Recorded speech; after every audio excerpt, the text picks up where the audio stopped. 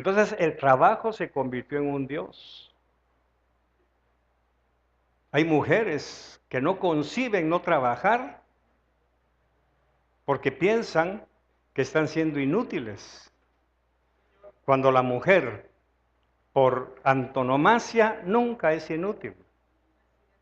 Es más inútil trabajando que ocupándose de la casa. Es más útil en la casa que fuera de ella. Por eso es que hay muchas casas que no parecen casas, parecen dormitorios. Nadie vive ahí. Nadie vive ahí.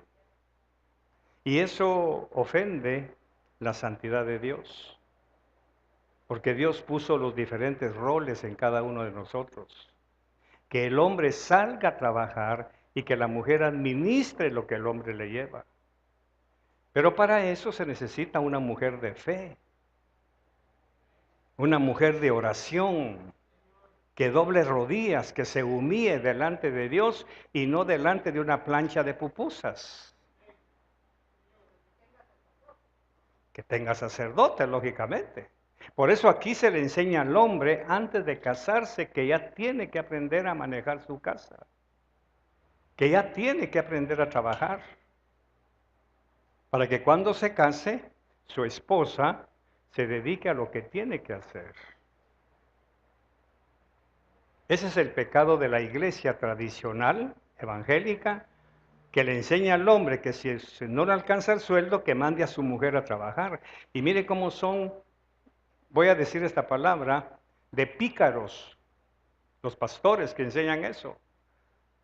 Porque le dicen al hombre, si no le alcanza el sueldo, mándela. Quiere decir que, ¿quién saben ellos que manda a esa mujer? El hombre. Entre líneas está diciendo, como usted es el que manda, mándela a trabajar.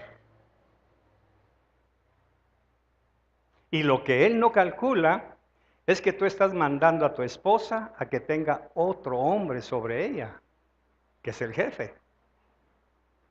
Tú tendrás secretaria. ¿Quién manda a esa secretaria, Armando? ¿Tú?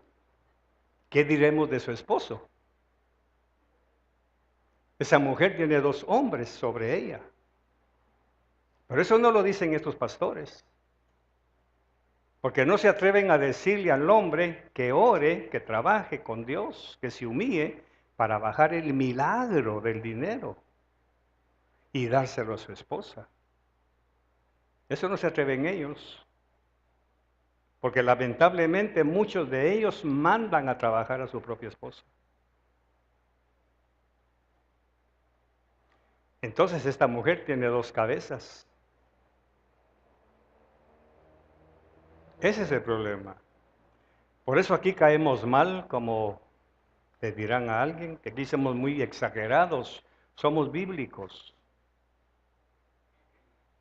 Somos bíblicos.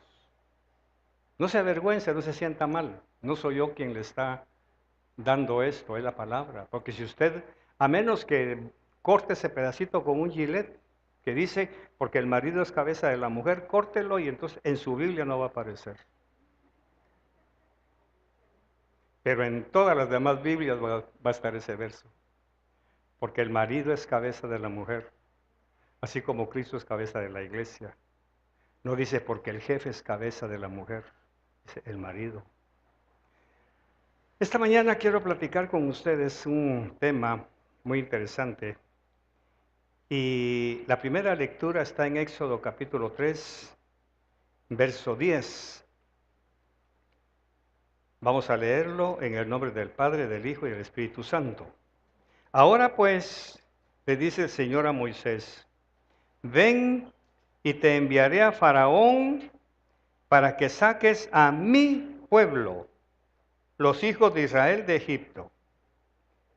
Para que saques a mi pueblo, los hijos de Israel de Egipto. Espíritu Santo, gracias por tu palabra, te bendigo y te agradezco este servicio que es para ti y para que tú nos hables, nos instruyas y nos enseñes en el nombre de Jesús. Amén. Tenga la bondad de sentarse, por favor.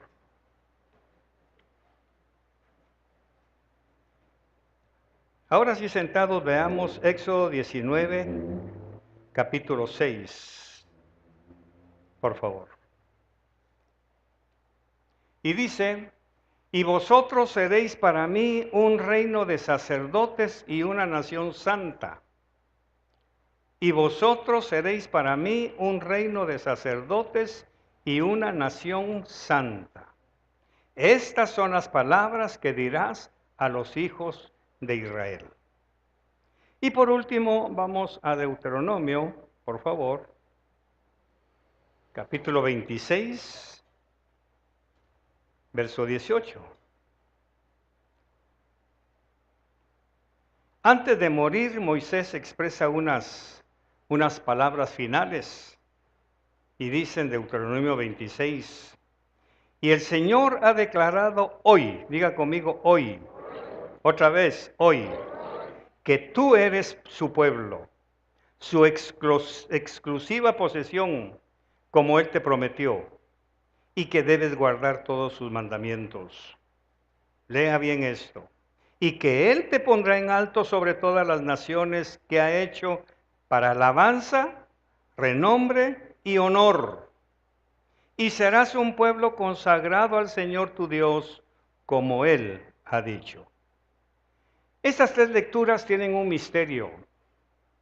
Pareciera que hay una repetición constante de que el pueblo de Israel es el pueblo de Dios. Desde hace 40 años el Señor le dijo a Moisés, dile a Faraón que deje ir a mi pueblo, a Israel, mi hijo. Lo primero que el Señor le dijo a Moisés, que le dijera a Faraón y que le dejara bien claro, es que Israel era su pueblo, era su hijo. Pero con el devenir del tiempo, Israel como nación empezó a fallar. Empezó a cometer pecados que fueron provocando el enojo y la ira de Dios. Al igual que nosotros, recordemos que la iglesia de hoy es una figura del pueblo de Israel en el Egipto. Todo lo que hizo el pueblo de Israel en el desierto lo hacemos nosotros. Tenemos nuestro propio becerro de oro, tenemos nuestros propios berrinches, que queremos carne, que queremos agua, que queremos sombra, que no queremos seguir, que no cruzamos el Jordán, tantas cosas que nosotros hacemos, exactamente una réplica de lo que hizo Israel antiguamente. Y Dios, soportando unas veces, disciplinando otras, tuvo que matar mucha gente, tuvo que dejar a otros en el desierto, porque no lo agradaron, no cumplieron sus expectativas. Sin embargo, los que iban naciendo, aunque fueron cometiendo pecados, aunque fueron cometiendo situaciones vergonzosas para el nombre de Dios, Dios siempre los mantuvo bajo la nube, siempre los mantuvo cuidándolos. Y al final de la vida de Moisés expresa estas hermosas palabras. Y el Señor ha declarado hoy, no ayer ni mañana, hoy, que tú eres su pueblo, su exclusiva posesión, como Él te prometió. Allá, hace 40 años, Él lo sigue cumpliendo, a pesar de lo que has hecho. La verdad o el misterio que hay aquí, ¿por qué Dios sigue declarando antes de que Moisés muriera y diles que una vez más yo les digo, ustedes son mi pueblo, ustedes son mi hijo amado? La pregunta que surge es, ¿por qué tanta insistencia? ¿Por qué nuevamente Dios se toma la molestia de repetir sus promesas? Aquí está el secreto, hay que escarbar un poquito para darnos cuenta qué fue lo que pasó. La mayoría de nosotros, o la mayoría de seres humanos, como nosotros, comunes y corrientes, muchas veces vivimos anclados en el pasado por los pecados que cometimos, por las situaciones vergonzosas que hicimos, por las cosas que tuvimos que pasar, dadas las circunstancias de nuestra niñez, de nuestra vida familiar, de nuestra educación o del entorno donde crecimos. Adulterios, fornicación, abortos, a veces situaciones extremas de pecado. Y hasta ahora el Señor me permite tocar ese tema, porque hasta ahora encontré estudiando la palabra, por qué Dios nos da estas lecturas. Porque Él sabe que dentro de nosotros hay un homicida. Si no físicamente, si alguien, algún daño que hicimos, algún problema que cometimos, un aborto que usted hizo hace, ¿qué? 30, 40 años y de repente oye esta palabra y lo golpea porque ese bebé pudo haber sido un pastor, esa bebé pudo haber sido esposa de un ministro, pudo haber sido alguien importante y eso le carcome las entrañas y que por favor no toque ese tema. Porque esa culpa nos persigue. Esa culpa ha estado con nosotros y tratamos de evadirla. Tratamos de darle vueltas a la vida para que no nos atormenten, porque estamos viviendo un pasado constante que nos afecta el alma, que nos mengua el gozo, que nos roba la alegría. Llegar de repente a la iglesia y que el mensaje hable de un matrimonio en pureza. Y usted dice, yo no califico para eso, yo no entré pura a mi matrimonio, yo no entré en pureza, es mentira, yo no puedo decir eso. Y usted baja la vista, escóndese, mira para la ventana, trata de evadir esa realidad. Porque la culpa de haber cometido alguna imprudencia en sus años juveniles le atormenta el alma. Eso pasaba con el pueblo de Israel. Durante el devenir del tiempo, cada vez que Dios manifestaba su gloria, había como una culpa en ellos, había como una condenación que los hacía recordar su ingratitud cuando despreciaron el maná, cuando pidieron codornices, cuando sus padres, por eso cuando usted lee la historia de Daniel, él confiesa y dice, mis padres y nosotros pecamos. Cuando hace su confesión en Daniel 9, él se incluye en el pecado de sus padres. Y muchas veces nosotros, en lugar de hacer una catarsis interna delante de Dios, arrastramos como un peso muerto eso en nuestra espalda. Y venimos a la iglesia y no logramos ser libres, no logramos danzar, no logramos cantar, no logramos desarrollarnos. Y eso se sigue repitiendo y tenemos que, como esa pareja necesitaba ser confrontada con su pecado, necesitaban ser confrontados con su pasado y empezar una nueva existencia, pero muchos de nosotros todavía no nos sentimos con la libertad de ir con Dios, de ir con alguien. Yo sé que es difícil encontrar a alguien de confianza que pueda escuchar nuestra historia, pero ir con Dios y decirle, Señor, aquí estoy con lo que hice, con ese bagaje. Quizá por eso el Señor manda este mensaje, porque indudablemente que Él conoce nuestros corazones y sabe que en esta congregación que Él quiere restaurar, hay gentes, hombres, mujeres, jóvenes y señoritas que estarán pensando cómo le digo la realidad, cómo le hablo la verdad, cómo le digo que el futuro que yo le ofrezco no es lo que ella espera o que Él espera. Porque esa es la realidad. El pasado siempre está presente con nosotros porque no hemos entendido algo.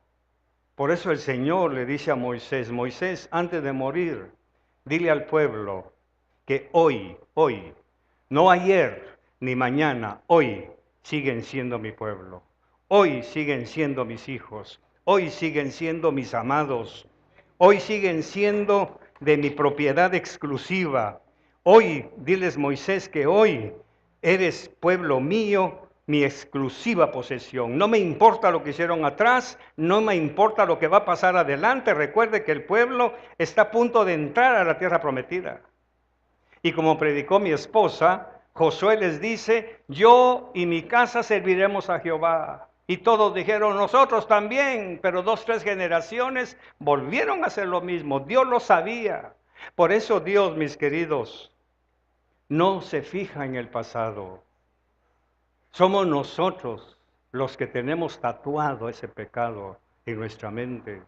Somos nosotros los que permitimos que ese peso nos angustie, que ese peso no nos deje caminar, que ese peso nos robe el gozo y la alegría, como dice Pablo, de nuestra salvación.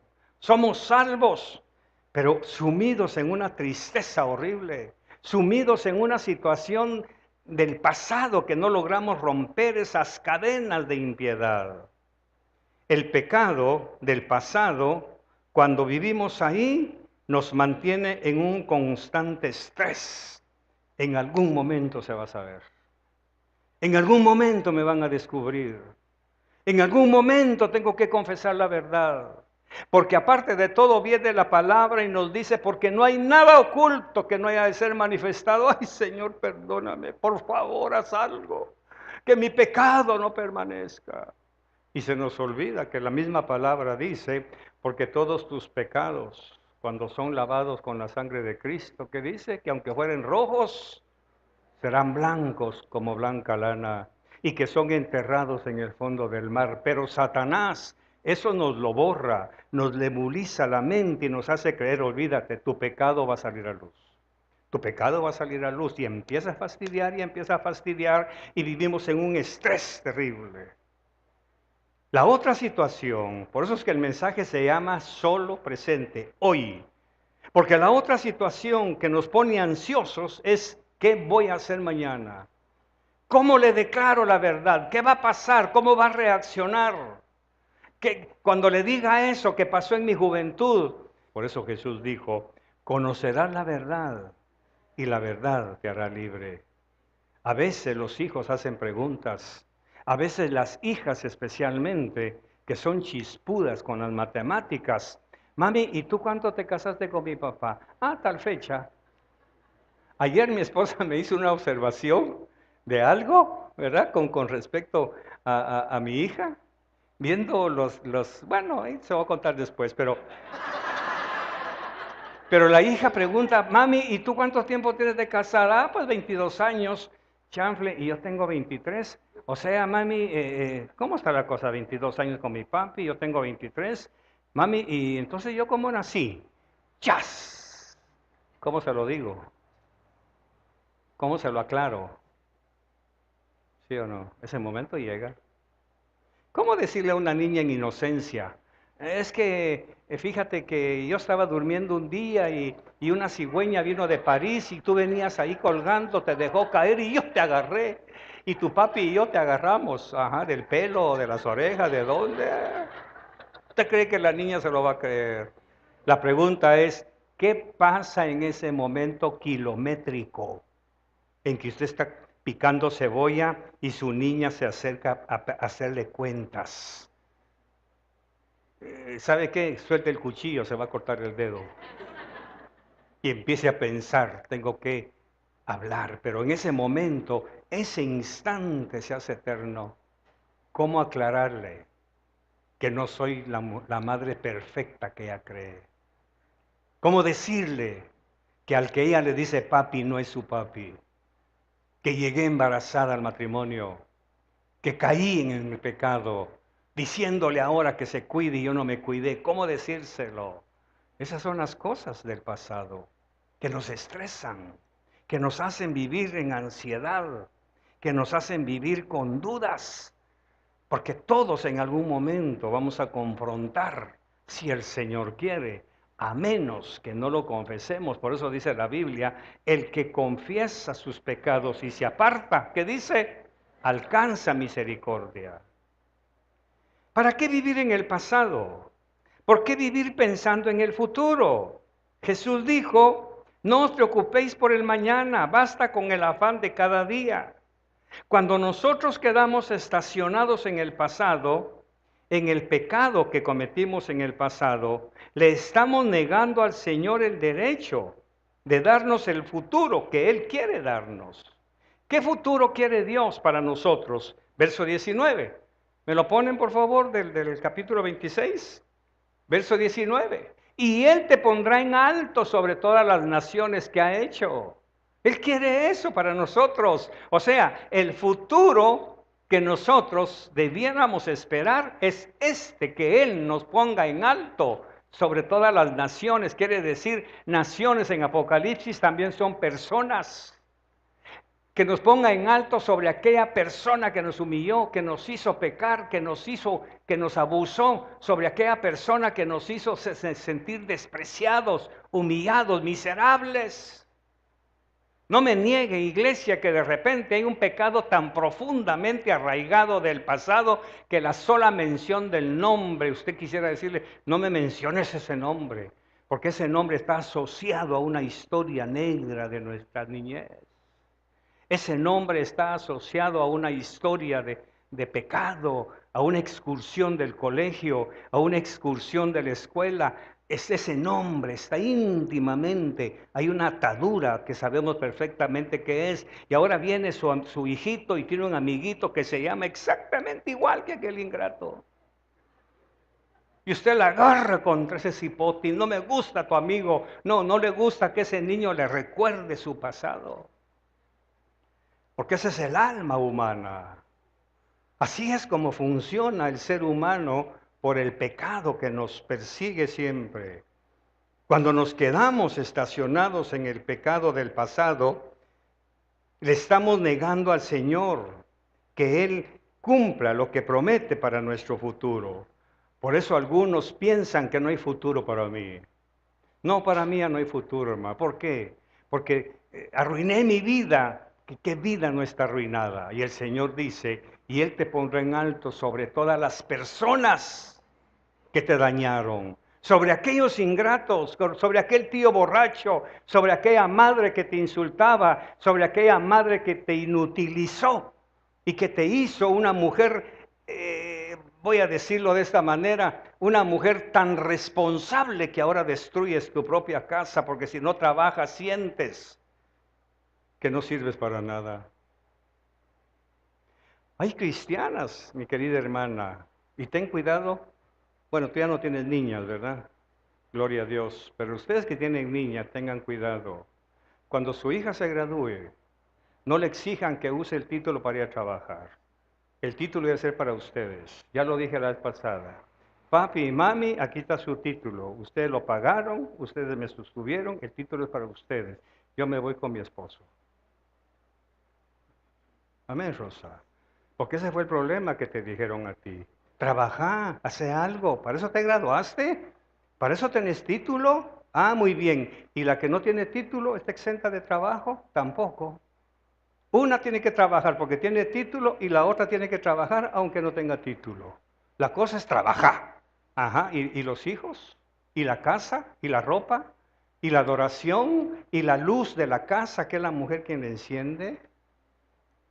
Eso es lo que Jesús trata de arreglar. Por eso dice, Él te pondrá en alto sobre todas aquellas personas que te manipularon para alabanza, renombre y honor. Y serás un pueblo consagrado al Señor tu Dios, como Él ha dicho. El Señor tiene el futuro nuestro en sus manos y tiene nuestro pasado también en sus manos. Por eso hay tanto libro y tanta pregunta, y Job es uno de ellos que se preguntan por qué le pasan cosas malas a los hombres buenos, porque Job no era bueno. Job no era bueno, tenía problemas espirituales. Es Dios el único bueno. El Señor quiere que nosotros vivamos a plenitud, que no nos acusemos por el pasado, ni suframos por el futuro.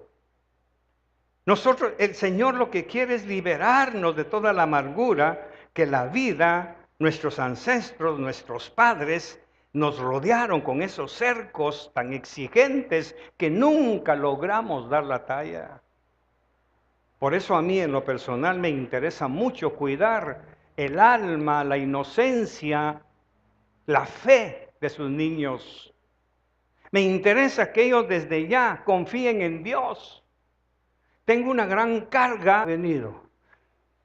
¿Le puedo decir papi? Claro que sí, mi hijo. Ok, papi. ¿Y mis gelatinas? Ah. O sea, no era decirme papi por amor.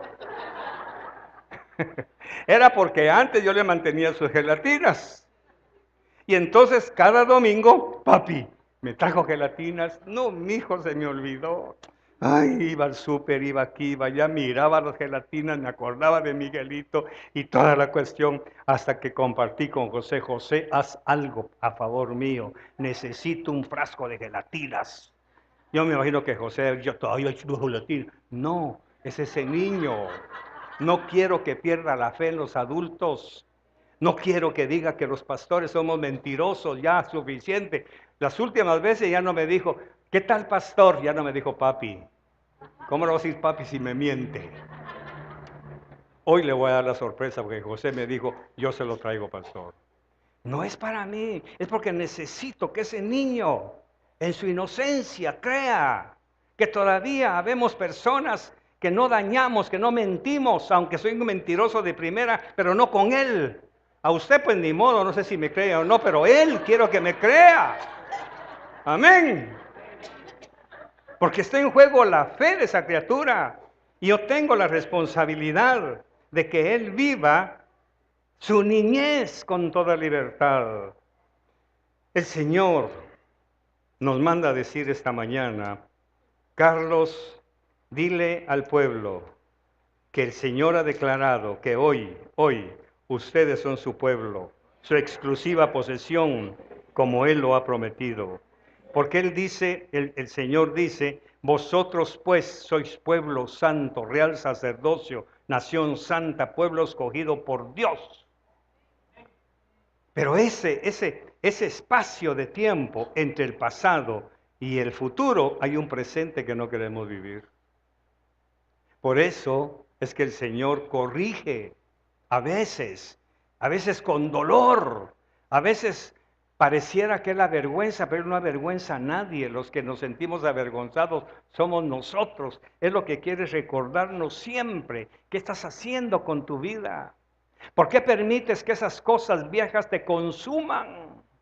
¿Por qué permites que el futuro te angustie tanto y que te haga vivir ansioso? Que si no trabajas no comes, que si no trabajas no vives, que si no trabajas no vas a prosperar. Si yo soy el que te va a prosperar. ¿Acaso Él no dijo allá en la palabra, porque yo te pongo por cabeza y no por cola? Estarás adelante y no atrás, arriba y no abajo, que tú no vas a pedir prestado, pero vas a dar prestado. ¿No lo dijo Él? ¿Pero lo creemos? No, no. Y ese futuro de qué voy a hacer se convierte en una constante esclavitud. Fernando, ¿por qué no haces un préstamo? Lo esclaviza. Mami, ¿será que me presta? Papi, ¿será que me presta? Mijito, anda a la tienda y dile que nos presten, desde ya haciendo al niño un esclavo de las deudas. Esa palabra préstamo es del infierno, no es del cielo. Por eso dice la palabra, diga el pobre, no prestamista. Pero es más fácil vivir en un pasado que nos atormenta, que nos moldea y nos roba el privilegio de ser imagen y semejanza de Dios, por vivir en el pasado o con miedo por el futuro.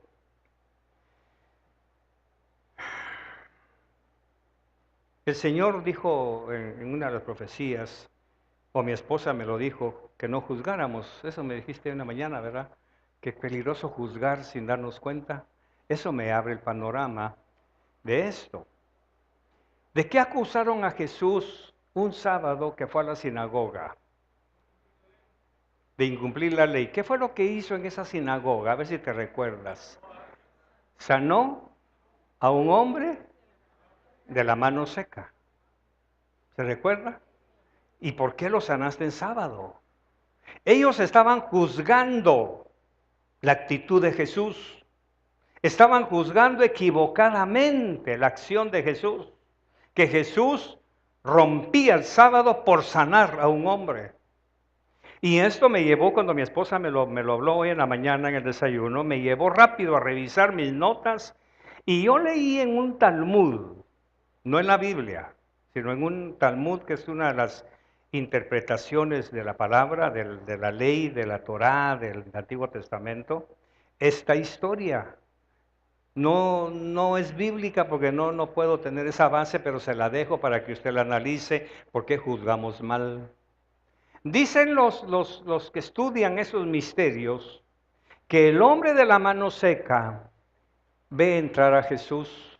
Por eso es que él llegaba todos los sábados a la sinagoga, esperando que alguien lo ayudara, esperando que alguien lo sanara, esperando que alguien se preocupara por él. Y entra Jesús, y este hombre sabía que Jesús podía hacer el milagro de su sanidad. Y cuentan estos historiadores que el hombre se acerca con su mano seca y le dice: Jesús, yo soy constructor de casas y esto me impide llevar el pan a mi casa. ¿Podrías tú sanarme? Y Jesús le dijo: siéntate. Cuando él hace el milagro, nadie oyó la petición del hombre. Lo juzgaron por sanar en sábado. No se dieron cuenta que el hombre le dijo: sáname para no tener que pedir limosna para llevar el pan a mi casa, porque así no puedo trabajar. ¿Puedes hacerlo? Y Jesús le dijo: claro que sí. Entonces esta figura nos enseña que los fariseos vivían en un pasado. Vivían en un pasado y en un futuro. Negar la benevolencia de Dios, negar el milagro del día, negar el milagro porque ellos creían, como aquella pregunta: este nació ciego, ¿quién pecó? Estaban anclados en el pasado, para que estuviera ciego, para que estuviera pobre, para que tuviera necesidades, ¿por qué le expulsaron a sus hijos del colegio? ¿No será que en lugar de vivir en un presente de milagros y de portentos? Voy a contarles una parábola que me vino hoy en la mañana y que ya empecé a escribirla para mi próximo artículo, pero se los voy a adelantar. Cuando yo estaba estudiando en cuarto o quinto grado, ya hace un buen rato, pero no se me olvida, estudié el efecto de la metamorfosis, ¿verdad?, en biología. Y la metamorfosis me enseñaron lo que sucede. Hoy quiero platicarlo con ustedes de una manera aplicada al mensaje. Y había un gusanito que se arrastraba en los caminos del bosque, comía del musgo de las piedras, tenía un pánico por las aves que volaban sobre él para que no se lo comieran, vivía en la oscuridad, no salía a la luz para que no lo vieran sus depredadores. Y este gusanito que veía las copas de los árboles, veía las aves volar, en su interior había una necesidad de hacer lo mismo, pero no podía, porque era gusano, y se arrastraba y toda la cosa. Y este gusanito un día le preguntó a Dios: ¿así va a ser mi vida siempre? Para esto fui creado, para arrastrarme, para vivir arrastrándome cuando hay tanta belleza ahí arriba. Y dice que Dios no le contestó, pero él tomó una decisión, y es donde el gusanito nos deja una gran lección. Esa es la parábola que está aquí en mi mente. Ese gusanito un día tomó la decisión de subirse a un arbusto y buscar una de las hojas más verdes que tuviera ese arbusto. Llegó arrastrándose y empezó y dijo: voy a hacer algo para cambiar. Hizo un capullo, hizo un agujero pequeñísimo y se encerró en el capullo a esperar que llegara el tiempo. Cuando llegó el tiempo que él sintió que ya era hora de cambiar, él había dicho: de este capullo no salgo hasta que yo cambie. Diga conmigo: de este capullo no salgo hasta que yo cambie. Y el gusanito se quedó allá adentro hibernando. Cuando la misma naturaleza lo despertó, empezó a arrastrarse, algo decepcionado porque se vio y dijo, no, no he cambiado, sigo siendo el mismo gusano de siempre, pero por lo menos lo intenté. Y por el agujero chiquito que hizo, empezó a salir y dijo, bueno, nací gusano, gusano voy a seguir. Y empezó a pasar por el agujero. En ese momento empezó a sentir un dolor terrible. Sentía que le arrancaban algo. En cada empuje que tenía, sentía que dejaba pedazos de piel, pedazos de su cuerpo. Y sentía que se despedazaba. Pero él ya había tomado la decisión, si algo no me cambió ahí adentro, nada me va a cambiar allá afuera. Seguiré siendo gusano. Y siguió rompiendo su cuerpo, destrozando sus miembros y toda la cuestión. Pero cuando terminó el proceso doloroso, el proceso angustioso de poder salir, salió convertido en una mariposa. Cambió. ¿Qué lo cambió, Elmer? No la comodidad, lo cambió el dolor del pasado. Lo cambió el sufrimiento del pasado. Lo cambió la orfandad del pasado. Lo transformó la pobreza del pasado. Lo transformó la soledad del pasado. En ese agujero pequeñísimo de su capullo, él fue dejando tirados pedazos de amargura, de dolor, de pobreza, de hambre, golpes, insultos, ultrajes, como este pastor que contó su experiencia dolorosa.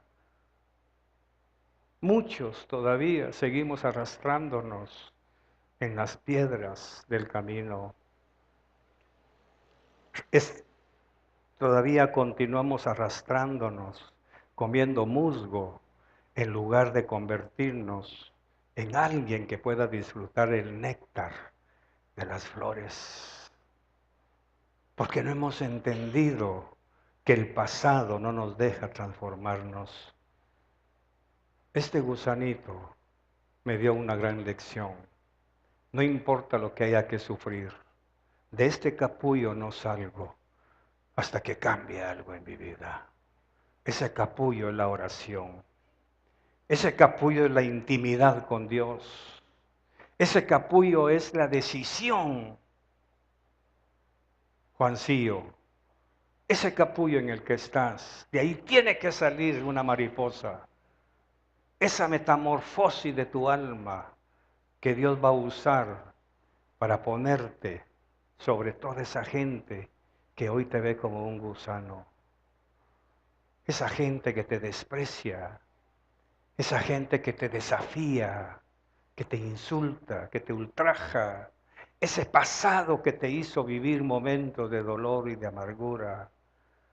Tú necesitas, al igual que la parábola esta, hacer tu capullo en un rinconcito de tu casa y decirle, Señor, de aquí no me levanto hasta que algo cambie en mi vida. Yo no fui hecho para ser gusano. Yo no fui hecho para comer musgo. No fui hecho, doctora, para vivir en la oscuridad de la sociedad.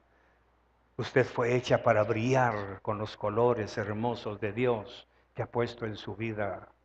Pero tiene que romper ese pasado de orfandad, ese pasado de pobreza que cuando tuvieron que vender tortillas, que tuvo que vender masa, que tuvo que vender atol chuco, deje eso en el agujero de la fe y rompa con todo eso y conviértase en esa maravillosa mariposa que Dios quiere servir de usted.